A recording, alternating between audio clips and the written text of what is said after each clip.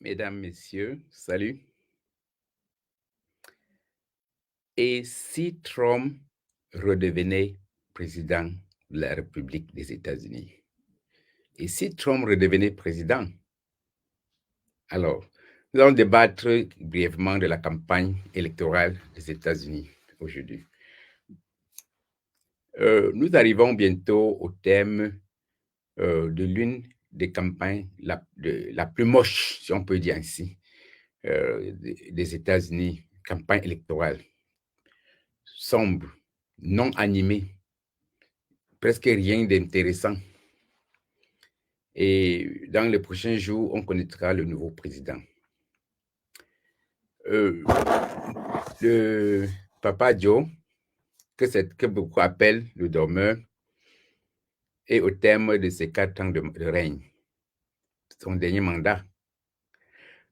Mais si l'on regarde son bilan, c'était un papa sommeil. Ce monsieur a réussi à transformer l'Ukraine en un véritable cimetière. Vous pouvez le constater. L'Ukraine n'existe plus à cause de lui. Parce que c'est lui qui a voulu faire l'affrontement avec quelqu'un qui était plus fort que lui, à savoir Poutine. On ne s'amuse pas avec Poutine. Peut-être qu'il a cru que en utilisant le nom Amérique, ça devait faire craindre quelqu'un comme Poutine. La conséquence directe, c'est que quand les éléphants luttent, ce sont les zèbres qui prennent le coup. La personne qui a le plus payé, c'est eux qui ont le plus payé, ce sont les Ukrainiens. Ils sont déplacés à travers le monde, beaucoup sont massacrés. L'armée ukrainienne n'existe plus. Le territoire ukrainien n'existe même plus. On a occupé tout cela. Et tout cela, c'était parce que on n'a pas voulu respecter les accords de Minsk, etc. Et aujourd'hui, papa, lui, que j'appelle, papa Joe, que j'appelle papa sanction, croyait qu'il pouvait détruire la Russie avec des sanctions. Mais ces sanctions se sont retournées contre lui, contre tout le monde, contre l'Amérique et contre tout le monde. C'est tout le monde qui qui souffre de ces sanctions inutiles qui ont plutôt permis à la Russie de prendre son envol et d'être davantage solide. Ça, c'est à cause d'un monsieur qui n'avait aucun calcul politique. Quand ça ne va pas, un politicien recule et change de décision. Donc, papa Joe, le gros dormeur, s'est entêté dans une guerre, a entraîné les Occidentaux, les a traînés dans la boue. Aujourd'hui, ces Occidentaux regrettent parce que leur économie s'est écroulée. Certains sont même bientôt dans le délestage parce qu'ils n'ont plus de lumière. Ils n'ont plus assez d'énergie pour tourner leur lumière. La France est le grand perdant de cette guerre de l'Ukraine parce qu'elle a perdu, à cause de cette guerre de l'Ukraine, elle a perdu l'Afrique francophone qui était son précaré. C'est une bonne nouvelle pour les Africains. Donc, Papa Joe a transformé l'Ukraine en cimetière et il a sponsorisé le génocide dans le Gaza, dans la zone du Palestine. Donc, c'était un génocidaire. Papa Joe, pendant ces 4 ans, tout ce qu'on a vu faire, c'était la promotion des perversions que vous connaissez là dehors. Promotion des perversions. Papa Joe a réussi à légaliser la drogue. La drogue devient légale aux États-Unis. Voilà les grandes réalisations de Papa Joe. Ça veut dire que vous pouvez fumer votre njap et ne pas être inquiété. Et nous savons tous que c'est quand vous consommez cette histoire que vous êtes dans un état second et ça vous pousse à commettre des crimes. Voilà le gros cadeau de Papa Joe. Papa Joe a détruit les frontières des États-Unis et a créé une entrée anarchique des immigrants clandestins, si je peux dire. Beaucoup, on ne regardait pas s'ils étaient des criminels ou pas. Ils sont massivement entrés aux États-Unis en termes de millions, juste en 4 ans. Donc, aujourd'hui, l'Amérique porte sur son territoire des criminels cachés, qu'on le veuille ou pas. Parce que ce n'est pas tout le monde qui entre sur votre territoire qui est votre ami. Il y a même des criminels latents qui entrent et qui s'asseyent pour bien observer et détruire le pays de l'intérieur. Donc, l'Amérique n'est pas en sécurité à cause de cette sale politique de Bajo en termes de l'immigration, ou bien la frontière. Aujourd'hui, c'est très grave. C'est très grave. Et autre fait, c'est que lui, ce qu'il a passé de son temps à faire, c'est d'encourager les femmes, même presque à terme, de faire des avortements. On encourage la femme, même à terme, de faire des avortements, en leur faisant savoir que votre corps vous appartient, vous avez la liberté de faire de votre corps ce que vous voulez. Ce qui est tout à fait anormal et diabolique. La femme n'a pas droit à son corps. Le corps de l'être humain, c'est le temple de Dieu. Vous ne pouvez pas faire de votre corps ce que vous voulez. Ça, c'est diabolique, c'est satanique. Vous ne pouvez pas détruire un enfant qui aurait dû naître parce que vous avez droit à l'avortement. Ça, c'est de la bêtise pure. Il faut que nous condamnions cela. Donc, et lui, il a passé son temps à... moi, je le décris comme un tueur de bébés. Les démocrates, c'est des tueurs de bébés parce que c'est eux qui encouragent, n'est-ce pas, cet avortement et qui ils veulent même légaliser l'avortement. Ils ont avancé très fort, traversé la ligne rouge avec leurs histoires de perversion, au point de dire à qui peuvent les entendre que désormais, ils ont forcé à passer des lois selon lesquelles, quand vous donnez naissance à un enfant dans la maternité, l'espace de l'acte de naissance réservé au sexe, vous devez laisser cette partie vide. Et c'est l'enfant qui, en grandissant, doit remplir cette partie. Quel crime! Quelle horreur! Vous donnez naissance à votre enfant, vous voyez que bien c'est une fille. Et vous, on dit que vous n'allez pas dire que c'est une fille, vous allez laisser cette partie vide. Ou bien que c'est un garçon, vous laissez que quand il grandira, qui va choisir son sexe. Dieu est-il fou? Vous insultez Dieu. Et c'est quoi ça? Bande de sorciers. Alors, c'est un mandat, un 4 ans de mandat, mais essentiellement jalonné d'échecs.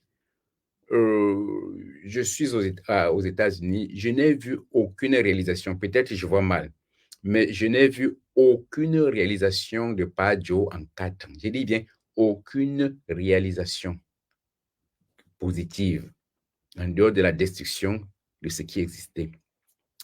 Et je vous ai toujours dit plusieurs fois que le règne de Joe, le dormeur, c'était le 3e mandat de ce président africain, noir américain, si vous voulez.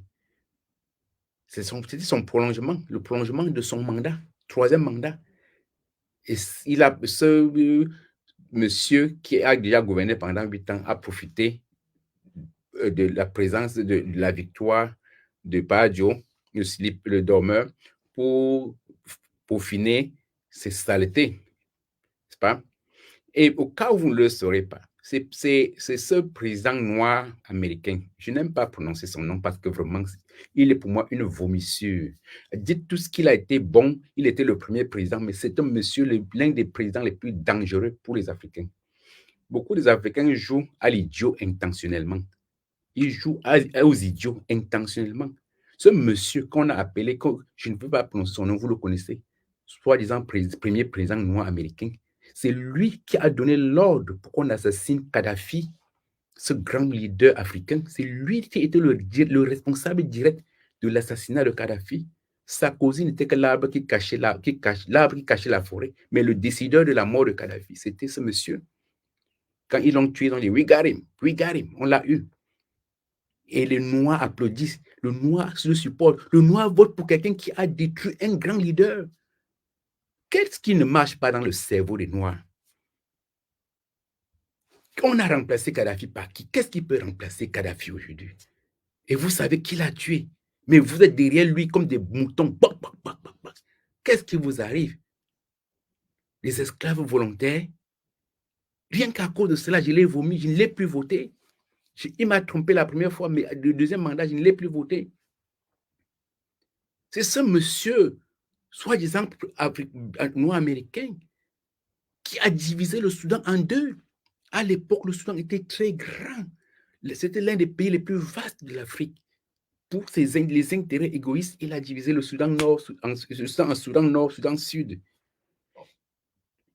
Est-ce que les Africains ne savent pas ça? Et pourtant, les Africains le soutiennent. On l'appelait Papa Drone. C'est le président qui a déversé le plus de drones à travers le monde. Il allait à travers le monde tuer les innocents, déversant des drones. 8 ans de règne, 8 ans de guerre. C'était un grand criminel. Qu'est-ce que les Noirs, entre nous là, regardez-moi dans les yeux, toi, Noir, qui a soutenu ce monsieur, qui continue à le soutenir, dites-moi une seule réalisation de ce monsieur qui vous permet de vous souvenir de lui dans le sens positif. Je suis allé à Atlanta. J'ai vu les réalisations de Martin Luther King Jr. Ce monsieur a laissé sa vie pour la liberté des Noirs. Tout le monde a vu. Je dis, ses œuvres sont là, c'est concret. Quelle est l'action que ce monsieur a pris? Quelle action est-ce que ce monsieur noir, africain, américain, président pendant 8 ans, a fait pour réduire la discrimination entre les Noirs et les Blancs? On tue les Noirs ici comme des mouches. Ils n'ont pas accès au travail de qualité. On les chiffonne dans la rue comme on veut. On camoufle un peu avec certains droits pour donner l'impression qu'on les aime. Qu'est-ce qu'il a fait pendant qu'il régnait? Rien. Et les Noirs sont contents. Oh, on a eu aussi notre président noir. Et puis quoi? Et puis quoi? C'est le président, c'est celui-là qui a tué le plus des Africains. Vous le savez. Peut-être que vous ne le savez pas. Il a tué le plus d'Africains pendant son règne, en 8 ans. Mais ça n'a pas empêché que les Africains soient derrière, et même les Américains, noirs américains. Oh, on a eu aussi notre président noir. On a eu notre président noir. On raconte des inerties. Il a commis plus de tort aux Noirs que les autres présidents blancs. C'est ce monsieur qui a plongé la race noire davantage dans cette forme d'assistance sociale sous le prétexte qu'il les aidait. Et vous savez, quand on vous met dans cette histoire de programme social, on contrôle votre salaire. Quand vous gagnez plus, on vous enlève dans ce programme. Ça veut dire qu'il a paupérisé sa propre race noire, les encourageant à aller pondre des enfants pour rester dans le social, avoir des food stamps, des chèques pour payer la nourriture. Entre-temps, le blanc va à l'école, il obtient des grands diplômes et il y a un écart qui se creuse davantage entre le blanc et le noir. On peut rattraper ce retard avec quoi? Ce n'est pas un noir qui a fait ça. Ce n'est pas un noir qui encourage ses frères à aller faire des bêtises comme ça. Bien, en fait, moi, je dis que les noirs doivent rester conscients. Le noir doit rester conscient. Alors, donc, Padio, qui a gouverné en 4 ans, avait dit qu'il devait annuler la dette des étudiants. La dette des étudiants, c'est une dette vraiment inutile. C'est l'escroquerie pure. L'escroquerie.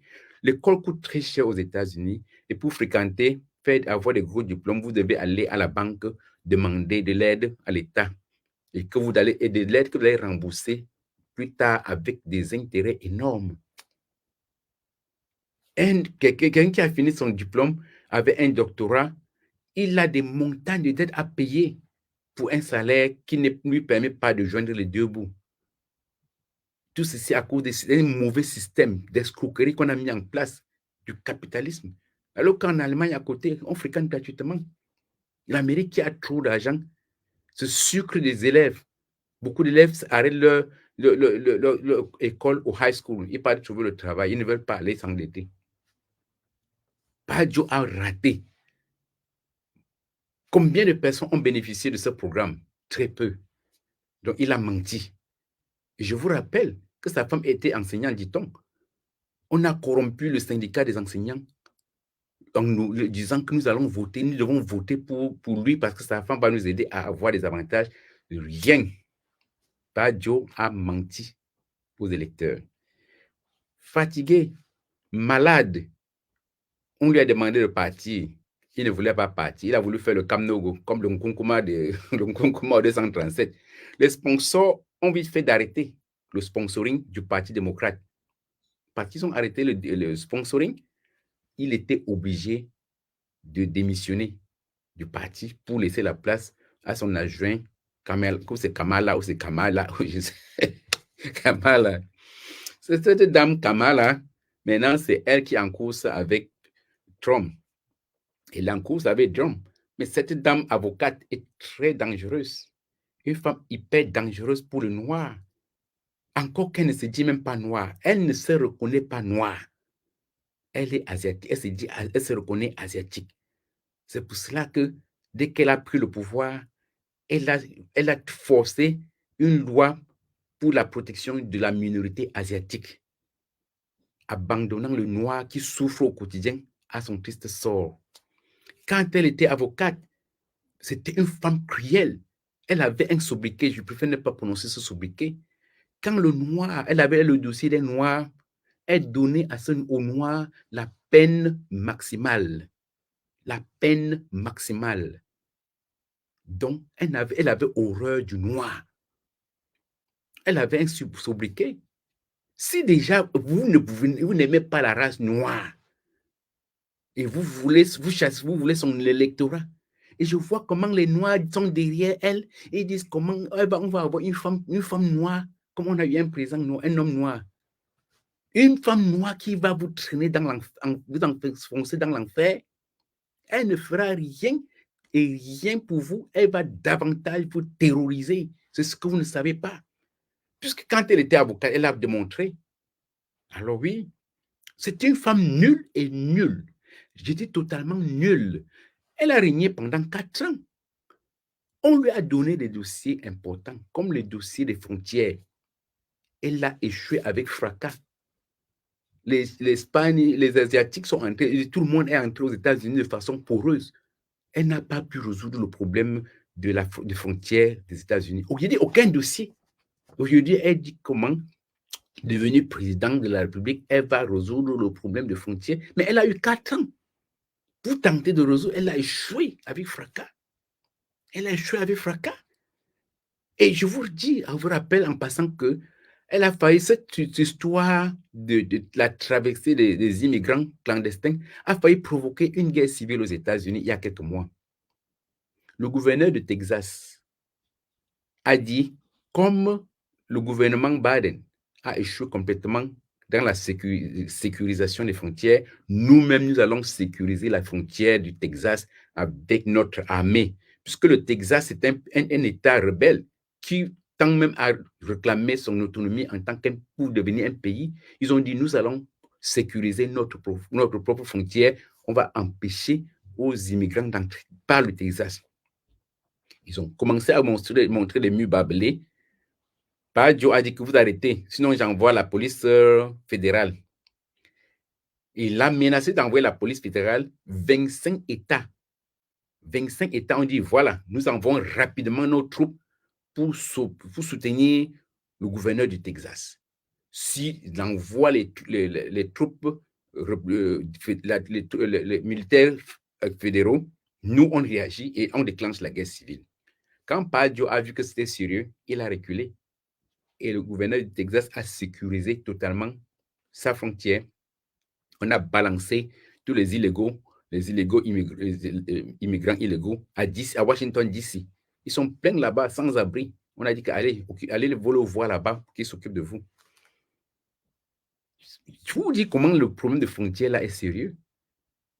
Je dis cela a fait déclencher une guerre civile aux États-Unis il y a quelque temps. Alors, cette dame, comme j'ai dit, elle n'a aucun programme politique. Aucun programme. Quand on lui pose la question, qu'est-ce que vous allez faire pour l'Amérique? Elle dit, oh, je suis né de la classe moyenne, middle class. On l'appelle maman middle class. Maman middle class. On lui pose n'importe quelle question. Elle retourne toujours sur middle class. Classe moyenne. Je suis né de la classe moyenne. Je vais faire ceci. Elle ne donne aucune réponse concrète. Cela veut dire qu'elle n'a aucun programme. Et je vous ai dit que la seule chose qu'elle a réussi à faire, c'était de forcer la sortie d'une loi pour protéger ses frères et sœurs asiatiques.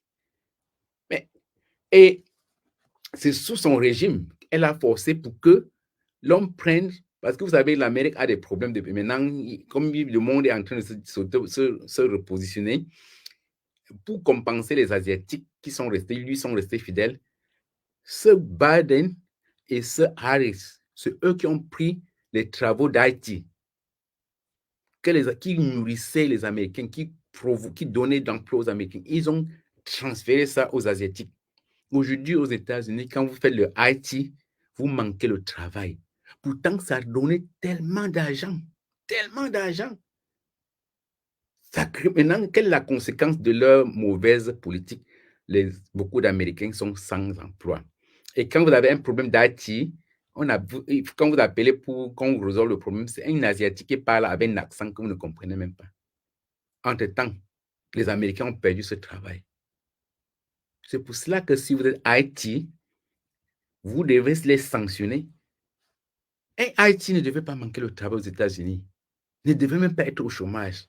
Mais ce pas Joe a ramassé le travail, a transféré le travail de IT aux Asiatiques, sous le couvert de sa femme, cette Harry qui se reconnaît comme asiatique et non même pas africain, mais afro-américaine.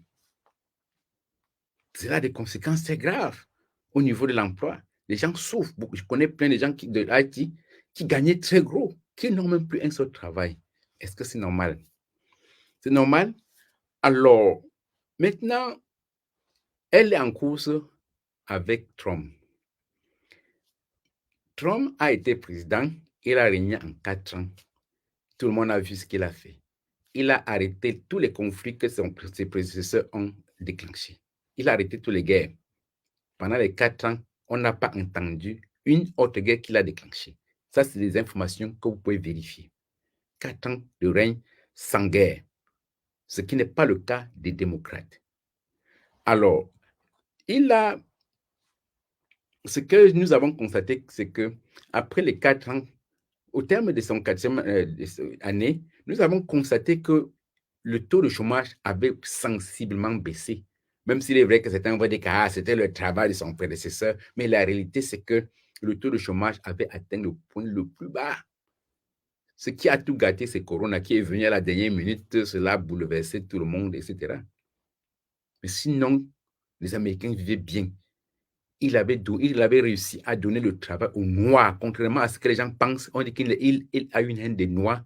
Il a donné beaucoup de travail de qualité aux Noirs, a supprimé ses œuvres, cette assistance sociale aux Noirs pour remplacer cela par des bons boulots de qualité. Ça, c'est des informations que vous pouvez vous-même vérifier, que ceux qui sont ici peuvent vérifier. Si quelqu'un te dit de dormir, rester à la maison dormir, pour qu'il t'envoie des miettes, et un autre t'enlève de ce social et te donne du bon travail. Mais moi, je préfère aller avec celui qui me donne du bon travail. Il ne faut pas faire la culture de la mendicité. Il ne l'a pas fait. Il a supprimé ça. On a dit qu'il était méchant, c'est monté, c'est descendu. Mais c'était une bonne action même pour les Noirs. Alors, il dit ceci, Trump dit qu'il s'il gagne, il va nettoyer le pays des illégaux, des immigrants illégaux. Cela peut tout simplement dire, il ne cache pas. Il n'est pas hypocrite. C'est ce qui m'intéresse en lui. Quand il veut vous tuer, il va vous dire, je veux te tuer. Alors que les démocrates, ils vous poignardent par le dos, ils rient devant vous. Ça, c'est une chose que moi, je dis. Ça, c'est ce que Dieu n'engage que moi.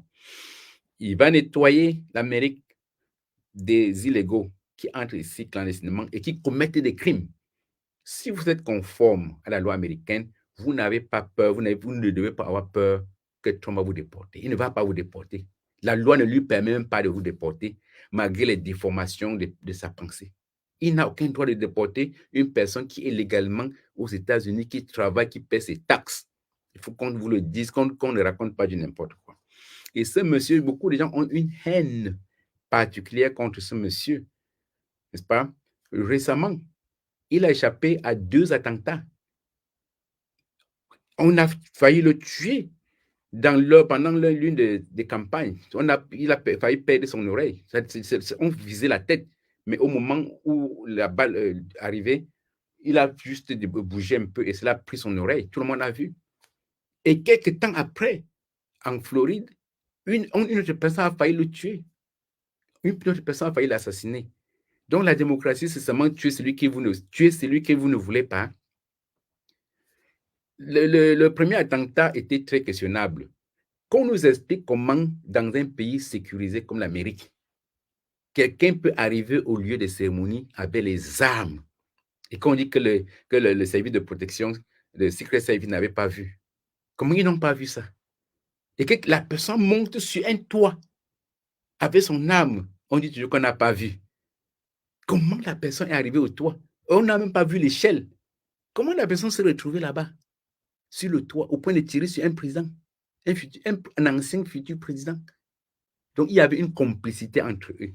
Ils étaient décidés de l'assassiner. Ils ont laissé faire. Voilà la réalité. Ils ont laissé faire parce qu'ils étaient sûrs que ce gars devait la battre. On a fini par chasser les autres, mais c'était une mise en scène. Ce pays dans lequel je vis est très sécurisé. Pendant une campagne électorale, on sécurise les candidats.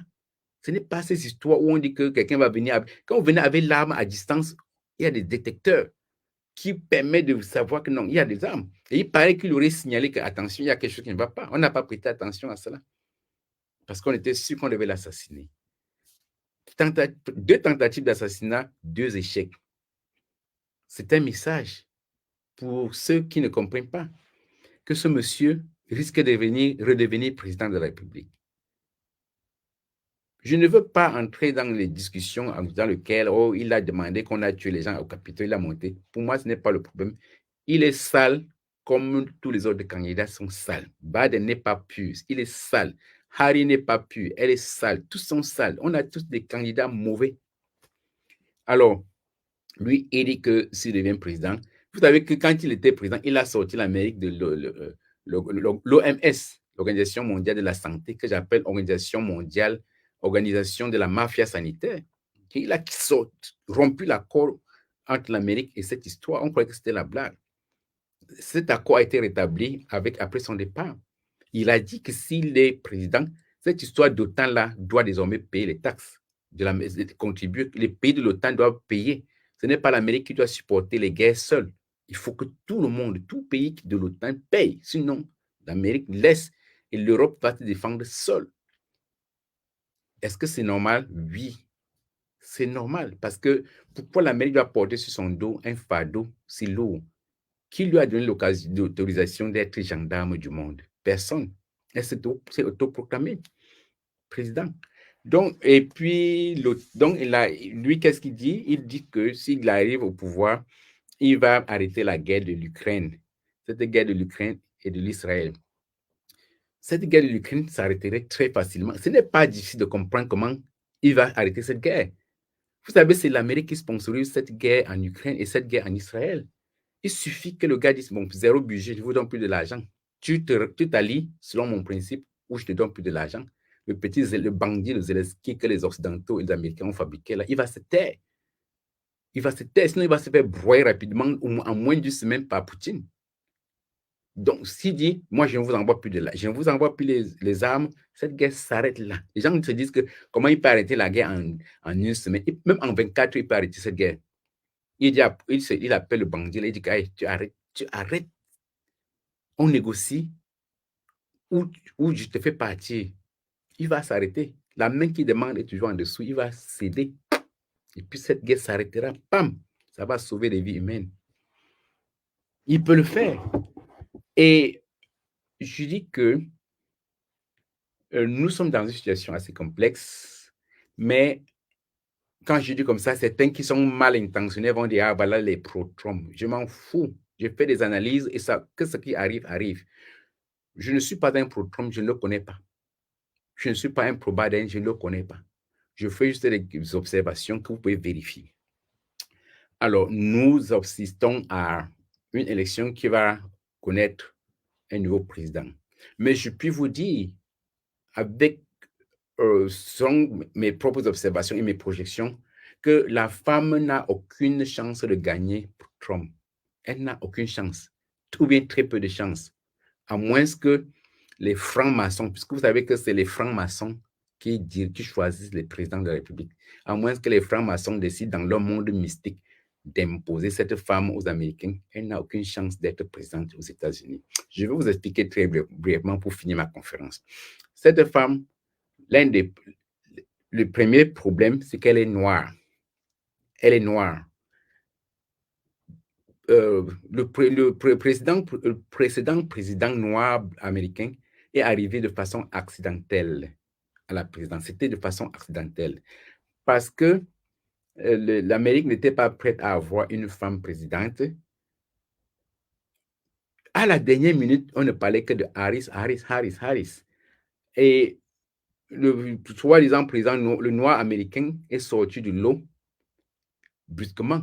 Mais comme ils se disent, ces blancs disent que oh, il est plus noir, plus blanc que noir, parce que sa mère était blanche, c'est sa mère qui l'a élevé. C'est comme ça qu'ils lui ont donné une certaine faveur et il est sorti du lot. Il a battu Hillary subitement. Hillary, qui était la plus favori, le candidat favori, a commencé à s'essouffler. C'est comme ça qu'on l'a placé au-dessus. Il est arrivé de façon accidentelle. Il est arrivé de façon accidentelle au pouvoir. Donc, je dis, cette femme est défavorisée parce que on raconte le racisme aux États-Unis est légendaire. C'est dans le sang. Qu'on le veut ou pas, beaucoup de Blancs ne vont pas voter cette dame. Je n'ai rien contre elle, mais le Noir va voter, peut voter pour le Noir, mais beaucoup de Blancs qui sont majoritaires vont voter pour Trump. Vous allez voir, ils vont voter pour Trump, ne serait-ce que pour le racisme. On s'en fout s'il a un programme ou pas. Rien que ça défavorise cette dame. Ça, c'est des choses que vous allez voir dans les prochains moments. Deuxième facteur qui la défavorise, c'est que c'est une femme. Je n'ai rien contre les femmes, excusez-moi. Mais l'Amérique a démontré qu'elle n'est pas prête à laisser une femme les gouverner. Si l'Amérique était prête à laisser avoir une femme présidente, comme je vous ai dit, Hillary serait présidente des États-Unis. Elle serait présidente, puisqu'elle avait tous les atouts pour être présidente. C'est à la dernière minute, on a dit que non. On a vu un homme, il a joué la tendance, on a dit qu'on préfère encore un métis qui est plus blanc que noir à la place d'une femme. C'est comme ça qu'on l'a éliminé. Chaos. Et il est devenu président. Alors, donc, il faut vraiment se méfier avec cette élection qui sera marquée par le racisme, qui sera marquée par le féminisme. Beaucoup de facteurs vont jouer en la défaveur de cette dame qui n'a déjà pas de programme. Alors, si l'on se tenait vraiment à une certaine logique, Biden et Netanyahou, le gars d'Israël, ils devaient être traînés à la Cour pénale internationale parce que ce sont des grands génocidaires. Ils ont commis le génocide au Gaza. Ce génocide est toujours en cours. Le sang des Palestiniens continue à couler, telle l'eau d'une rivière en crue, sous le regard complice de cette soi-disant internationale, cette soi-disant communauté internationale. Cette soi-disant communauté internationale ferme les yeux quand ce Joe envoie des armes de destruction massive pour tuer une population sans armes, sous le regard. Ça dit quoi à qui? Si c'était l'inverse, on devait envoyer des tonnes de bombes pour détruire ce Netanyahou là, un chien enragé qui ne respecte plus les ordres de quiconque. Ces deux-là, Joe et Netanyahou, ce sont les candidats à la CPI, si les choses marchaient bien. Ce n'est pas Poutine qui devait aller à la CPI, mais c'est eux les deux-là qui devaient d'abord aller à la CPI. Parce qu'ils ont massacré la population, une population innocente sans cause. Alors, je vais finir en vous disant que nous sommes dans une situation assez complexe parce que le pays de Passam, qui se dit le pays de démocratie, n'est pas un pays de démocratie. Je suis désolé de vous le dire, parce que ce n'est pas le peuple qui choisit le président de la République. Aux États-Unis, ce n'est pas la population qui choisit le président de la République. Le président de la République est même déjà connu. Donc, ce qu'on est en train de faire là comme campagne, c'est juste une mise en scène. Qui choisit les présidents aux États-Unis? C'est ce qu'on appelle les grands électeurs. Les grands électeurs, c'est-à-dire des individus minoritaires qui se cachent quelque part et qui ont le pouvoir de mettre un président à la Maison-Blanche. C'est eux qui choisissent les présidents aux États-Unis. La population, vous pouvez avoir quand on publie les résultats, un candidat peut avoir, s'il veut, il a même 100% de la voix populaire, mais s'il n'a pas, si les grands électeurs ne le nomment pas, ne le choisissent pas, il ne peut pas être président de la République. Ce sont les francs-maçons aussi, les francs-maçons qui décident qui va être président aux États-Unis. Donc, les francs-maçons et les grands électeurs, la voix des électeurs ne sert à rien. C'est une mise en scène. Et il faudrait que je relève pour finir que il y a de la fraude. On parle de fraude, mais quand on parle de la fraude, les gens veulent te casser le percer les yeux. On nous a envoyé des bulletins de vote à la maison. On dit, allez, tu peux cocher, vous mettez dans l'enveloppe, vous remettez à la poste valide. Mais qui vous dit que c'est moi qui ai voté? Si mon enfant prend ces papiers-là et coche un président de ce qu'il aime, une personne de son choix, il coche son bulletin, il coche le mien, il met là-bas, ça veut dire qu'il a voté 2 fois, vrai ou faux? Si vous avez un décès dans votre famille, il y a quelque temps, on va envoyer le bulletin à cette personne. Ça veut dire que même les morts vont voter. Quelqu'un prend, il vote à la place d'un mort. Ça va être valable.